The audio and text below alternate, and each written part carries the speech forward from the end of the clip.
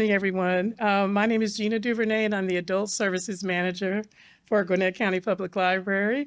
And we're thrilled to have you here tonight. We are honored to have John Creek's book right over there.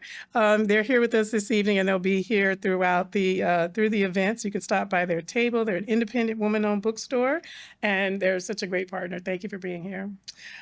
This evening's featured author is Leigh Dunlap. We can give her a round of applause. That's right. Leigh is the screenwriter of the hit Warner Brothers movie, A Cinderella Story. A native of Los Angeles, she attended film school at the University of Southern California. She now splits time and personalities between South Carolina and South Kensington and dreams of one day giving it all up and searching for buried treasure.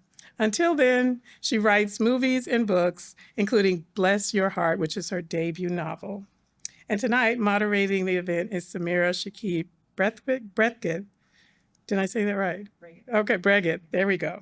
Samira is an Iranian-American writer from Chicago who lives and teaches in suburban Atlanta. Her work has been published in Literary Mama, Hawaii Pacific Review, and Heartwood, just to name a few. Currently on submission, Samira's novel with a feminist bent is about a struggling artist and her Iranian mother. Let's give them both a round of applause. Thank you so much for that lovely introduction. Thank you everyone for being here today and battling traffic and leaving at 4 o'clock to get here. Yes. Well, the best question everyone wants to know, I think, especially since your book came out on August 12th and they're needing to buy copies and wanting to read some. Can you please tell us what this book is about? Am I doing it in the mic or am I just doing it? You just get Okay, good. I'm going to give you my dog and pony show, which is it's Big Little Lies meets Desperate Housewives meets The Real Housewives of Atlanta. It's a fun and twisty tale of the murder of the Golden Boy of Atlanta society and the investigation to find out which one of Atlanta's upstanding citizens is a killer. It's also about motherhood and how that connects 6 very different women. And a little bit of a social satire about wealth and privilege disguised as a fun beach read. So that's what I've really practiced to memorize. I finally got it down. That was awesome. Thanks. That was great. Recently in Atlanta News First, you said that the opening scene in this novel was inspired 10 years ago by a scene in your own life. Can you tell this audience who may not have seen the clip about that origin story, about maybe some other scenes that might have made their way into the book? That one, it opens the book, and it's partially a true story. My son was playing Little League in Atlanta, and they were 10 or 11 years old. And a mother from another team screamed out in front of everybody and called one of our 10-year-old boys an a-hole. And I remember being so shocked that somebody would, one, just feel like they could do that, be that out of control to do it. And it just got me thinking of, what else could somebody do? And someone needs to write about these people. So I did. Took me a while, but I did. That's great. Thank you. I love that this book is set in Buckhead, and I see allusions to Georgia, to Delta, to Coke, Yeah. to Chick-fil-A, although we don't say it explicitly, I think. Maybe we see the sandwiches. Tyler Perry, if I did or not. EPA, Chastain Park, and more. I see the architecture and tone of a specific area and people. Was it always clear to you that you wanted to set this story in Georgia, and why? Were you ever compelled to set it somewhere else? No, it was always going to be Buckhead. I'd lived there. I was not a Buckhead Betty. Maybe some of my friends that are here are, but I won't call them out. But so it was always going to be about that. And I felt like Buckhead wasn't really talked about. And I know there's a Buckhead everywhere. Like every city has their Buckhead, but being Southern and in Buckhead just felt it would be so much fun to explore this area that we really don't see in TV and movies that often either, specifically Buckhead. Absolutely. And speaking of Buckhead and Buckhead Betties, you at first, where did I go with this? Where's my Buckhead Betty question? Order. There we go. Do y'all know what a Buckhead Betty is? Everybody familiar with that? They're like the Karens of Atlanta. So very entitled and bossy and not nice. Yeah, yeah, yeah, yeah. Yeah, the story is born in a group of rich women. And in what way are are the Buckhead Bettys similar to any other group of women that we might know? I mean, probably very, very, I always think every city has one. You know, Beverly Hills has them, the Upper West Side or East Side, whatever's the big place in New York, everybody has them. So we're all familiar with them in some way. Yeah. That makes sense. There's quite a cast of characters in this novel, so vivid, so interconnected. The story's pace depends on them as the stories build on each other's experiences. How was the process of keeping them all in your head like while you wrote this story with this vivid cast? It was a lot of work. There was definitely because there's 6 main female characters, and there were times when I thought, why did I pick 6? You know, why did I do this? And I realize, and some people have said it can be a little confusing. You have to really stay with it. But I do think they're pretty distinctive, and they all pay off. So it was a lot of note cards, a lot of Post-it notes, a lot of highlighters, and a matrix of things on the wall to keep it all straight. I can imagine. I was wondering that as I was reading. So there's a lot of organization. Yeah, they literally, every woman had a color. They were all color coded on cards. And then it was also, you know, making sure, because sometimes your editor will say, you don't need that chapter. Well, that chapter was the one that moved us to the next person. And so what do I can't just go from the same person to the same person. There used to be something in between. And so that color coding definitely helped in that case. Great advice. Color coding. Yeah.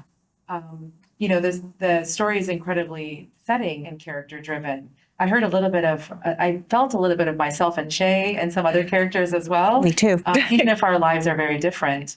Did you feel your own voice coming through any one character more than the other? Shay. I'm Shay. Her relationship with her son is my relationship with my son.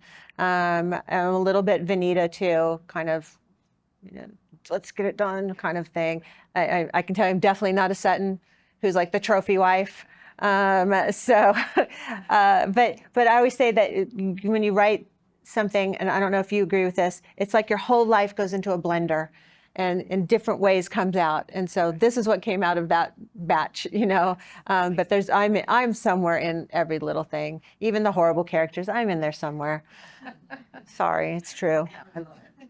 That's great. And I thought maybe Shay. Yeah. Did you? Okay. Yeah.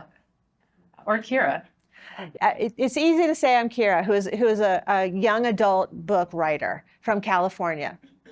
But, and her relationship with her mother is me, but other than that, I'm not Kira.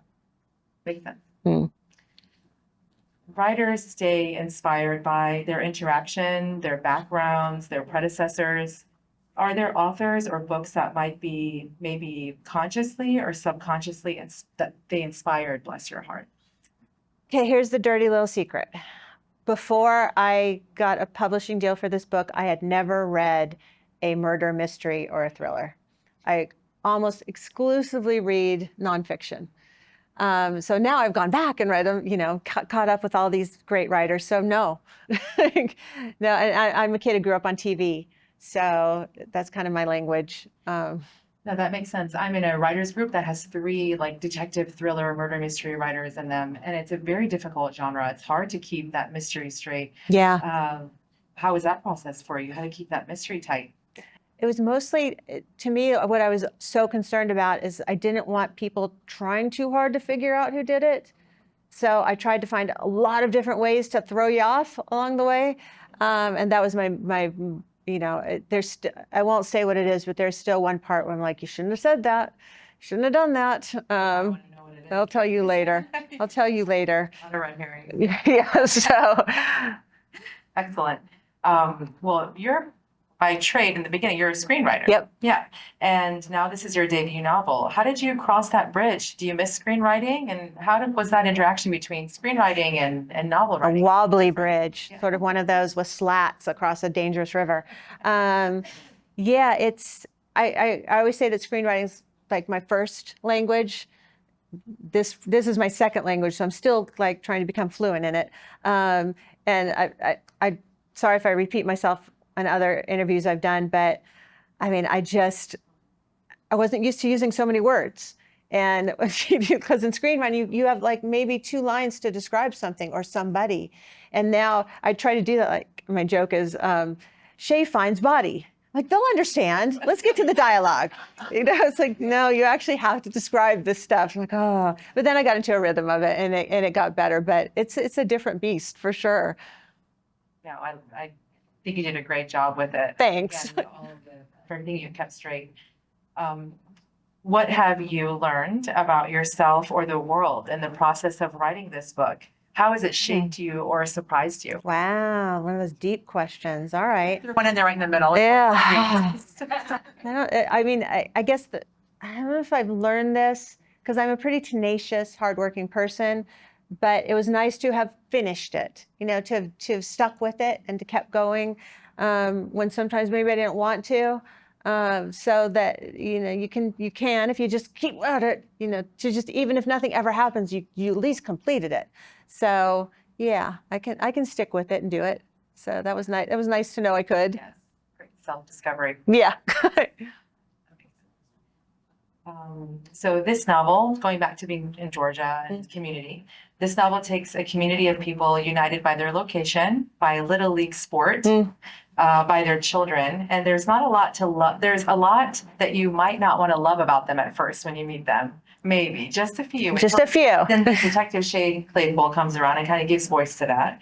And yet by the time we're done with the book, we miss them. Like, we miss the characters. Oh, good. We know them. We know the Chambers. We know the everybody. Yeah, everything. Just all the cast. And what was that one of your goals in writing this book? Did you want people to have a sense of kinship with them? Did you want them to get to know these kind of complex characters really well? Yeah, I think it's so easy to say, oh, they're rich and we hate them. And people are complicated. And you think that person's life is perfect. What could possibly be wrong? But everybody has something they have to deal with. We all have to deal with the same thing. Really, that the cast of characters, they kind of start off and you kind of want to judge them a little bit, and then you learn more about them. And then by the time the novel is over, you're sad to not be in their little world anymore. I'm really glad you said that. And I think also a bit of it, you have this detective, Shay, and she's from a different part of Atlanta, and she has her, thoughts about these rich people. And I did want to follow her through it and say, Shay's not perfect either. She makes assumptions that lead her in the wrong directions. And people are complicated, and so is she. So she's not the paragon of virtue. Neither are them. Neither are any of them. They're all just real people, hopefully. Fun, exaggerated real people, but real people. I knew I loved Shay when I got to just in the very beginning, when she describes, and you really should be the one reading this. You want to read this part? Oh, God, right here, right? The part that talks about the very thing that we all know in Georgia very well. It looked harmless, but was like a serial killer masquerading as a kindly next-door neighbor. Ted Bundy and a lemon sherbet windbreaker. It attacked your eyes and your airways, leaving you crying and choking for breath and wondering if taking your own life wasn't a more merciful way to go. Some said it was the heat in the South that caused people to act a little crazy. Shay couldn't prove it, but she was sure it was the pollen. Yes, very true. Yes, absolutely. It's things like that that make you love the characters. I think you just get those, yeah. And you mentioned money and class, and trying to kind of look at all of what surrounds that. And so, in the words of a famous rapper, I'd like to ask you if you think that the phrase "more money" or "mo money, more problems" applies to this cast and to this novel. No. Why is that? I'm one of those people, when a rich person tells you that money doesn't buy you happiness, I'm the one who says, yeah, but it helps pay the bills, right? I'll be happy to find out for myself. So I just think people have their problems. It doesn't matter how much money you have. And are they bigger problems? I don't think so. I think you just might have a better house. Same problem, bigger house. And that's what I found unique about it being set kind of around like Little League, around sports, something that's like that many of our kids play across the classes, across the masses. And so we can get a sense of what that feels like when we are rooting for our kids on the field, et cetera. And like these moms are when we first meet them. Yeah. Yeah. And my friends here, all of them I met through Little League in one way or another. So it is the place, Little League or school, as moms, that's where we mostly meet people. Yeah, in the sports, yeah, that's right. But I love those soccer chairs and for me, it wasn't baseball for my kids. It was but are there soccer. many sports? Yes. But I'm sure they Soccer, acted basketball. exactly the same way. Parents screaming and kids crying. Yes, very passionate. Absolutely, Yeah. absolutely. Not quite like Birdie. Not quite like Birdie, but that woman at Chastain, she really That's right. did that. She was like that. Yeah. Wow. Yes, you're right. You met her. Well, okay. So your book is dedicated. I'm going to switch over to the dedication. Oh, don't make me sad. Yeah. Oh, I didn't mean to. I actually am very curious as to the dedication about this Farrell. No finer person ever existed. I'd love to know about your dedication and about if you always knew you were going to land there, or this book is my son. I couldn't have written it without my son. Couldn't do anything without him. He's a great guy. He was the first person to read it and encouraged me to do it. He's actually in the Army. He just left Fort Knox today. He finally gets to go home. So he hasn't missed all of this, which is very sad for me. But he's outstanding. That's sweet. Okay, thank you. I'm going to flip my page now. All right, so the novel takes on some deeper subjects, not just Little League and rich women, although that is a guise. There's deeper things going on there. There's unexpected diagnoses. There's mental health challenges, marital struggles. Were these areas that you had wanted to explore when you first set out to write this book, or did it just come to you as you were writing it? The characters just started taking the shape. I didn't actively do anything. They led me in different directions that I didn't expect to go. Even there's one, I don't know what you call it. I call them scenes. There's one scene where a character named Amelia, who's a little meek, I guess, she finally loses it in carpool. And that came very late in the process. It came after the book was written, and I added more. And I'm like, yes, that's exactly what she should have done. Right. And it was a great way, to explore her character. So they kind of tell you what to do. Yeah. Yes. I was very curious about that in reading it, because in some moments I didn't know something was going to go there, and then it went there, and I thought, oh, okay, this is lovely. It's enriching. Sometimes we lose it in carpool. Or you want to. Yes, sometimes we do. That's right. So, it's fun to write something and have fun characters to maybe do stuff that you thought you really would like to do. I really want to go after that kid who's mean to my kid. And you're not supposed to. That's right. But so in a book you get to. In the book you get to. Yeah. That's right. So what are you hoping that readers are going to get out of your book? Because it's a big process. I know, you write a novel, it takes time for it to come out. You change sometimes, you wonder about it, it changes shape in your own mind as it's out in the world. What are you kind of hoping that they're going to get out of it? I just want people to have fun. Literally, just read the book, and I hope you laugh and have fun, and then maybe at the end think, oh yeah, I know, maybe sometimes I prejudged people. Yeah. And that's it, really. Just have a good time. That's right. That's right. Well, this is a hard question. I wrote it and I thought, I can't ask her this. What? It's hard to ask a writer this question, but maybe your screenwriting sense is going to pop out of this Number one. 2, pencils. Is that the answer? No. But someone note that. Yes. What is the question then, if that was the answer? Microsoft Word. Oh, okay. No, okay. What do you write? Is handwrite or not? Okay. No, the question is, if you had to describe your novel, like a lot of novelists or writers, they have to describe it like the whole novel in a sentence, or their whole novel in a couple of paragraphs. It's horrible. It's a horrible thing. It's a horrible question. Horrible question. And I'm going to make it worse. If you had to describe your novel in one word or a phrase, the first thing that comes out at you, and you could change, when you're sleeping tonight, you might go, oh, I should have said that one. I will. But the first one that comes to your mind, what would it be? The first one that came to my mind was fun. Yes. But then I think, And it wasn't the original title for the book, but Bless Your Heart, because it sounds like something, but you know it means something else. So, So right. Absolutely. so I'll go there. Yeah. Okay. I love it. Speaking of the tagline and the queries and things that you have to write to kind of describe your novel, do you have any advice for like aspiring writers, people in this room who are interested in the writing process and editing, for people who are trying to maybe get into the markets that you've been in? Because now you were very successful as a screenwriter, and now this is your debut novel, and it's going to be great. I mean, it's already doing very well. So Thanks. wondering, do you have any advice for people? How do you get there? It's a lot of work. It's a lot of luck. To be lucky, work hard, be diligent, keep going. Writers groups. I was lucky, and I went to film school, studied film writing, and then worked at a talent agency in Hollywood where I had to just read scripts all day long, hundreds and hundreds of scripts, and that's really where I learned how to do it.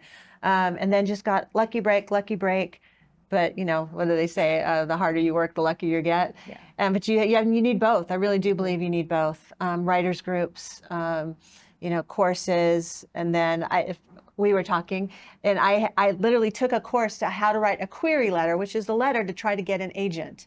I had to take a whole class on it. Just note cards, highlighters, Post-it notes. Yeah, all those things. Now, thank you for that. Circling it back to your novel, I know that it was dedicated to your son, and that there is a lot about the love of your son and your relationship with your son that makes its way through here. But there is a character who has a kind of a challenging relationship with her daughter. I wonder, where was your source of inspiration for that? Or just to talk a little bit about whatever you feel like giving away about that relationship. The daughter of an alcoholic, and I am one. That's where that came from. That's where it came from. So, I yeah. see. Okay. So you dug deep on that. Yeah. Yeah. Did that feel cathartic a little bit? No, I feel guilty in a way that I used that experience, and my mom's no longer with us, and that I essentially throw her under the bus in a book. And I'm not able to qualify that she was also smart and beautiful and kind, and all those things. You only get to know sort of the other side of it. But that's where I was. No, it makes sense. And I think when you read the novel, you might see that there are some redemptive moments that you give the character I think That's you're talking true, about. Yeah. So which is she lovely, does get too. that. Yeah, she does. So yeah. Oh, well, thank you. You also mentioned, speaking of women, that this novel, at the very beginning, said the novel was about like a group of women. It is about women, female friendships even. Yep. And it's the females that are united in this novel feel at first united by where they live and how much money they make. Are there other things that unite them? It's their children, and I think their fierce love for in this case, mostly their sons. And from me having a son, from meeting my friends in baseball who have sons. That's right. And so it's more about mothers and sons than it is about mothers and daughters. But it is the thing that connects them all, regardless of what they do. Yeah, that makes sense. Thank you. Is there anything that you've experienced now that your book is out in the world that delights you? I would just say, I can't even tell you. My friends left at 4 today to come through traffic to be here. Nice. They threw a party for me last night. They dress in red at every event we go to. I mean, so the love of your friends, and I couldn't have done this without them. And they continue to. I'm like, you don't have to come. You don't have to come. It's okay. And they still come. And it's just. Yeah, that's what. Have I learned that? No, I knew that, but it's definitely been reinforced. Yeah, it's definitely delightful. Oh my to God. see that, yes, reinforced. That's very sweet. I mean, they're all smiling and everything. I mean, you could tell who your They're going to say, people like, are. you They're did all so just well. You were really good. They're really just beaming. Like there's so much lovely energy coming from just if you could see yourselves right now, it's just lovely. Yeah, that's great friendship. Yeah. Do you imagine that the main women in your novel here, that they're still friends right now? Yeah, won't say, but yeah. Okay, yeah, that makes sense. Yes. Okay. You had mentioned earlier about scenes. You're thinking about things in terms of scenes. Yeah. I'm curious about some of the scenes that kind of blended them, like lend to themselves to another. Like you had mentioned that one scene from one character is what lent itself to a transition to another scene. Is there one in particular that was harder to work with or that's memorable to you at the moment as a favorite one to write? The one anything with Shay was my favorite, and her son. That was definitely favorite stuff. The Amelia scene in the carpool, I just love it. And I love there's a scene where another character, Vanita, has to go into school because there's an issue with her son, and he's sort of been traumatized by Yellowstone Park. So that was a fun one. That was one of my favorite scenes, my favorite parts. I love that character. I love how she's like, "Are we done?" Basically, we're good. Yeah, we're not talking. We're not talking about this. Yes. That's a great family. That was a great family dynamic to live with for a while. And I did live with it for a while because I took the book with me to the nail salon. I took the book with me out to eat. I took it, so I got to experience your Georgia with my Georgia. Good. That was lovely. You went to Buckhead. That's right. Out. I did. Yes. And speaking of Buckhead and doing that, did you go to Chastain Park? Did you go to those? Did you revisit those areas when you were writing, or just in your mind? I've driven by, Yes. but no, it's just part and parcel of the whole thing. So yeah, that makes sense. Are there any areas in Georgia that you wanted to include but didn't? No. You got them all in there. I think I got everything I wanted. If there's a second book, it's going to be Sea Island. So it'd be fun to go hang out there. Who would be part of your Sea Island cast? Shay and Doug. Yeah. That's right. Yeah. Dub is the junior detective. Well, her sidekick. Gotta have a I like to sidekick, call it. right? Yes, got to have a sidekick. Yes, absolutely. And he's lovely too. He's a good man. He's a good guy. I always thought people are going to say, "Oh, you're a man hater." Like all these men are so awful. I'm like, nuh-uh. Dub is really good. He's a good guy. Really good. Yes, he is a really good guy. Speaking of guys, we learn at the very beginning of the novel that the hottest guy in your novel is murdered. Yeah, he's dead. He's dead. And it happens right up the front. So for reading for that, he dies right away. We know that from the back of the book. Spoiler alert, someone dies. Yes, I confirmed by reading the back of the book 3 times that I wasn't going to give something away to this audience. Yes. And I think that is a great move. In the very first part, in the very opening scene, you have the death of this person and we're trying to figure out what happened to him. Did you write it that way? I'm trying to think if I did or not. Yeah, I actually think I did. The scene before that, which is at the baseball field, the cursing scene, was actually after that. And we moved it to the front as the prologue. So yeah, the finding the body was always the plan. Yes. And was it now Anderson?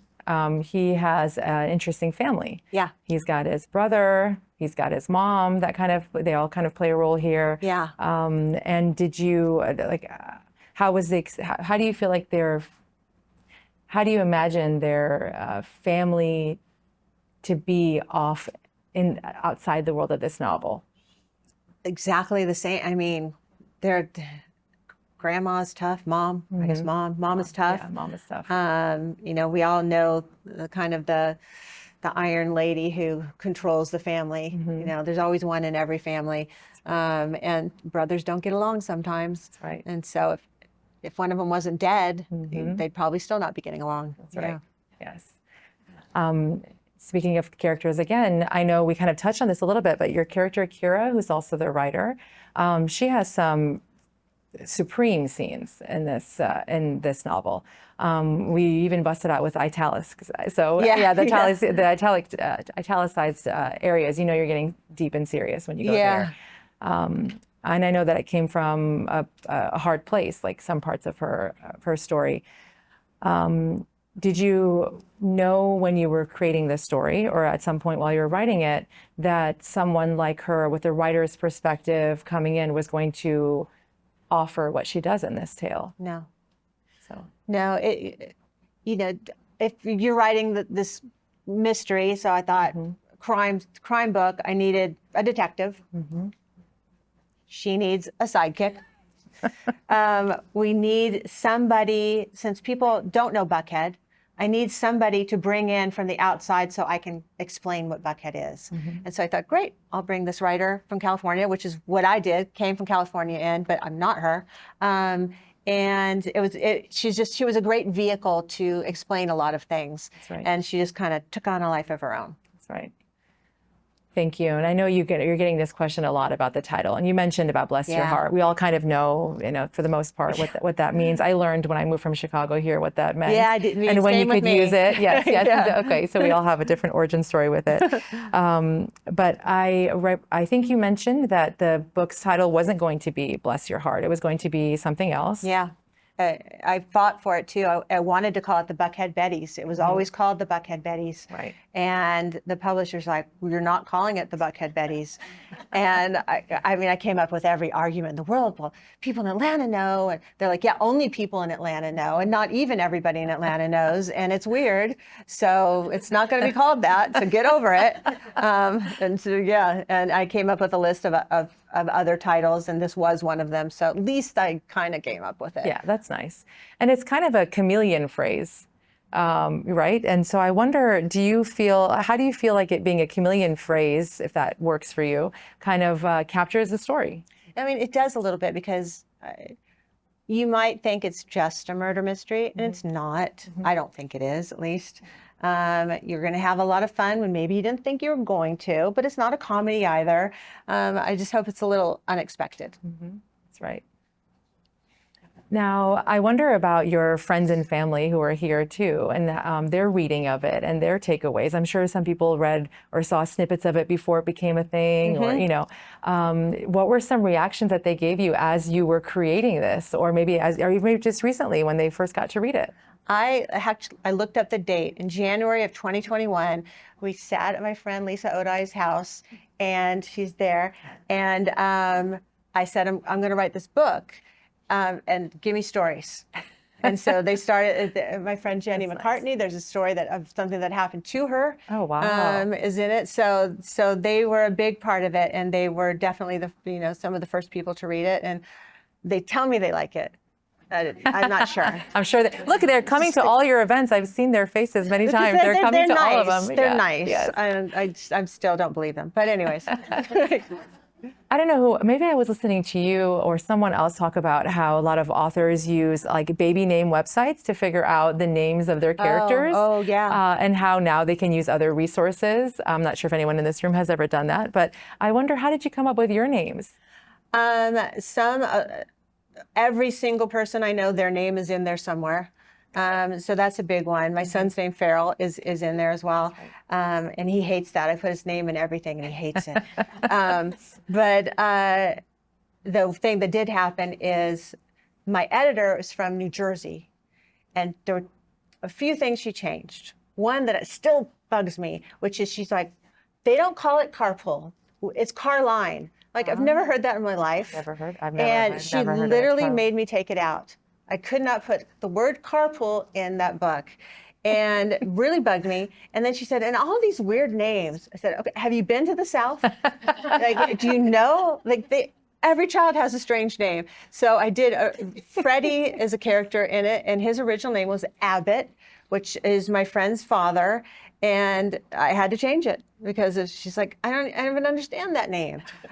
So yes, some of them had to be just normal old names.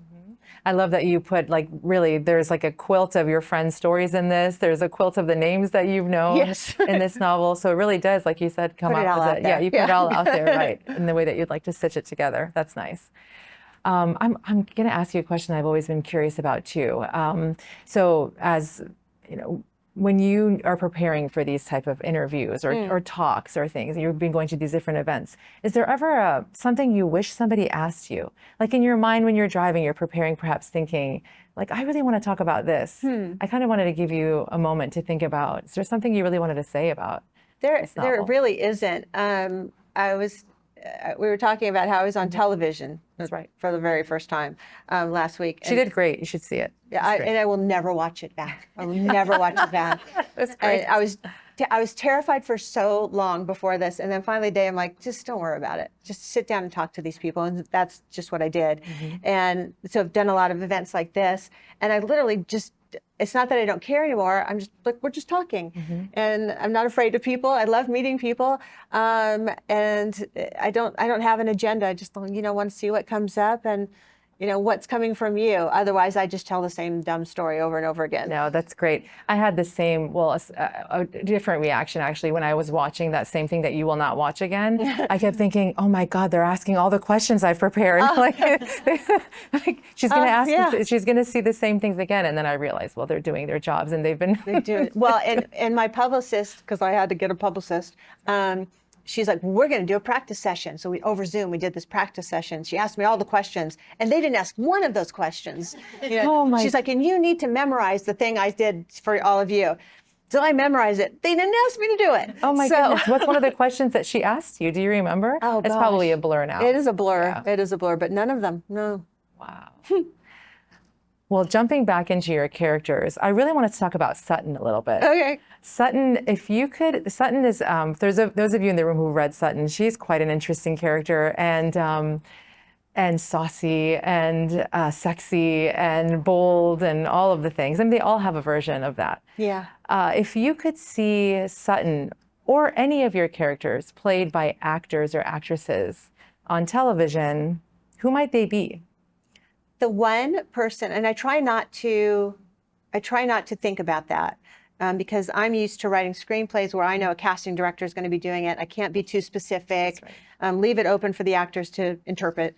But there was one person who I thought of through this entire thing for one character, and that was Melissa McCarthy for Birdie. Wow, yes. That's my dream. Melissa. Yes. Yes. So yeah, that's my dream. But other than that, I'll take anyone. That makes sense. One of my great author friends always sees Tom Hanks. Oh, well, who wouldn't? I know. He can play Sutton for all I care. I mean, seriously. Oh, that's great. Are there any other? There's no other. Well, I guess you don't probably want to reveal too many other actors, especially for Anderson. Anderson, no. Oh, well, funny about Anderson. There's a young man who's been in a couple of movies I made. His name is Chandler Massey. He was on Days of Our Lives, for any of you who know. He was Will Horton on Days of Our Lives. And I saw him at a party a couple of days ago, and I hadn't seen him for a while, and he looked really good. And I called my friend who represents him and is also a producer on my movie, on the book. He's got the rights to the book. And I said, Chandler Massey's back in the running for Anderson Tupper.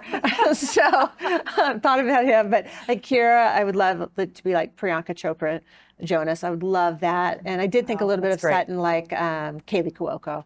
So, and I mean, there's just so many actors. It's so fun. You can't help it. It's fun to it's fun to dream at this point, Yeah, dreaming it is great for sure. And I mean, as a lot of writers make Pinterest boards and they think about the actors and actresses before. And I think it's interesting to know that you were kind of trying to do it after. Do it after. Yeah. Interesting. Yes, great.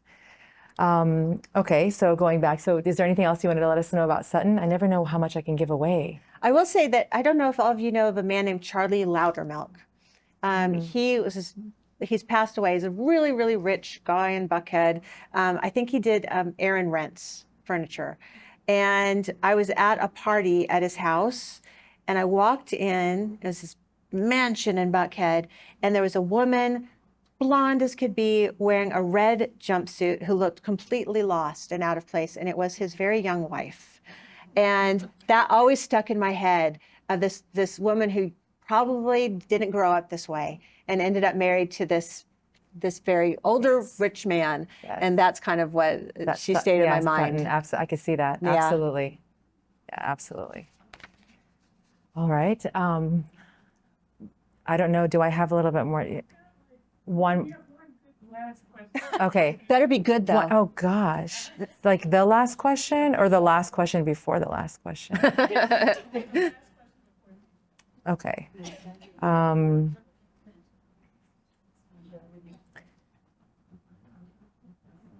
Okay, I'll go in a different order. What are you working on next? Depends on how this does. So it might be connected to this. Might be connected to this. Okay. Yeah. So do you find yourself like typing away at it? Nope. No, you want to wait. Want to wait. Ah, interesting. I'm so afraid of starting something and going down a long road and then so I'd rather know where I'm going. That's right. what I like a lot about your novel is that the families, even though there's hardship and some, internal kind of corruption of sorts and stuff, the Wiley family is really a great example of like a tight-knit family, one that is also misunderstood in various ways. I think that all the characters are in some ways misunderstood, and we have to read to understand them. I'd love to know your source inspiration behind that Wiley family, and just go from there, because I think that's a great lasting note. Yeah. So Vanita, like I said, is a lot like me, and her son is a lot like my son, and I wanted that. I love the idea of Herschel Walker, honestly, and he's not Herschel Walker, but I love that idea of somebody who was a football player and went on to have a successful business, and that was their entry into Buckhead, and it gives them a different experience of how they got there. Yeah, there are definitely a lot of different angles as to how people got their wealth, or dreamt of their wealth, or and how they got there. Married into it, That's right. Inherited it, worked for it. Yes, So absolutely. I wanted to cover them all. Okay, that's great. Well, I hope that we all win the lotto, and that's Me first. another way. Yes, absolutely. And I hope that we all are able to get this book today from our awesome Johns Creek booksellers back there, right? Yes. And that we continue reading so that we can make sure that the second one comes out, so that we can see it on TV, as we all love, because we don't like stories to end ever. So thank you so much for being with us and for letting me read your book and get my first advanced reader's edition copy sent to the house. So that was lovely. I know, I kept one too. I'm like, oh, that's cool. It is very cool. It is very cool. Yes. Well, thank you. Yes, and now we're opening up. You're welcome. We're opening up the room for questions. If you guys have any questions or comments. You were talking about how hard it was to keep going writing. How long did it actually take you from when you started? Yeah. So that was January 2021 is when I Heard started. your friends tell their stories. Yeah, and it was, I've said this before, don't know if y'all had it here, but there was a pandemic, and so it definitely slowed. There wasn't a hurry, I had nothing else I could do. I wasn't going to be making any money at anything, so I had all the time in the world. So it probably went. Usually, I'm very diligent, and but it was years. It sold last year. It was this whole year to get it to this point. So all that time, that was three years. It's a great question. Yes. Yes, cousin. One of my comments is how well you did the characterization. You said when it was happening before people, and because that's one of the biggest complaints in our book club. It's women read this. Everybody gets all jumbled up. Oh, really? You did a great job on it. Thank you. Thank you. Some people have disagreed with you, but thank you. It does help to keep it straight. Yeah, and even up until the last draft, when it was like literally going to be printed, I went through. I'm like, you messed that up. I kept this matrix of the 3 days through 2 days, the day of. I'm like, oh my God, that's wrong. Like, please don't print it. Yes, because the chapters kind of open up to different perspectives, and then there's dates associated with it. So Yeah. it's all very careful. Yeah, well, it wasn't evidently because I messed up. But you're always tearing it apart and putting it back together, and then like, oh, I've got to redo all this. So, It's a great question, cousin. friends, anybody? I have a question. I don't think I've ever asked you this, but did you know the ending of the book when you started, or did it evolve to be I knew the what ending. it was? I knew the ending. Yeah. Thanks for asking. Sir. Yeah, you spoke about the editor and some of the challenges you had with the editor. Yeah. I would think that's almost like having somebody tell you how to raise your child. Can you speak to? Yeah, that's Storytelling. interesting. I think it's a little bit different for me coming from screenwriting. I mean, I've worked on things where there were 7 producers and studio, and they all give you competing notes, and you have no choice but to change everything. And then you're told, oh, when you write a book, you really don't get that. It's not quite true. But I think I was a little more willing to give it up and not be too precious about things. When I lost the title battle, I knew it was all over for me anyways. So I always think, if someone calls you out on something, it's probably something that needed to be called out. And it was probably nagging at you anyways. And don't be lazy, figure it out and give them something even better than what they asked for. So that's how I always approach those things. Fine, I'll change it and it's going to be better. So I love that. Any other questions? I feel more questions in the air. you don't have to ask questions. We can just go have cookies. I'm just so curious about what your friends, when they had the stories that they gave you, if they got to see, like, experience them and enjoy them, did Friends? they notice it? Friends, were you happy with the book? Yeah. Did your stories come out okay? It was wonderful because I was a little nervous that some of the stories, somebody would read it and go, oh, this is me. She told this about me. And the stories were changed just enough that the perpetrator of, especially what happened to me was very embarrassing. And I don't think the perpetrator, if she does read it, she probably won't know that I was the one that spilled it. And if she does read it, I don't care. Oh, that's a So- good friend. That's a good friend. It was wrong. It was so wrong. Yes, So- that's a good friend. Well, on that note, I think that's great. Let's give her a round of applause. Thank you all for coming. It's so cool.